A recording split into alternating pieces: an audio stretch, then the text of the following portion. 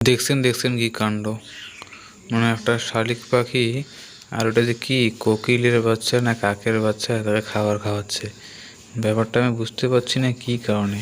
ছোটবেলায় শুনছিলাম যে কোকিল ডিম পাড়ে কাকের বাসায় বা শালিকের বাসায়, তারই প্রমাণ আজকে বুঝতে পারলাম। মানে ব্যাপারটা এরকম যে এটা কোকিলের বাচ্চা আর কোকিল এই শালিক পাখির বাসায় গিয়ে ডিম পাড়ছে, আর শালিক তা বুঝতে না পারায় ডিমে তা দিতে দিতে মানে শালিকের ডিম ফোটার আগে কোকিলের ডিম ফুটছে। ওই জন্য শালিক পাখি এই কোকিলকে নিজের বাচ্চা মনে করে এত আদর করে খাওয়াচ্ছে। এটা আমাদের বাড়ির পাশেই ঘটনা। আমি 2-3 দিন থেকে এই বিষয়টা খেয়াল করতেছি।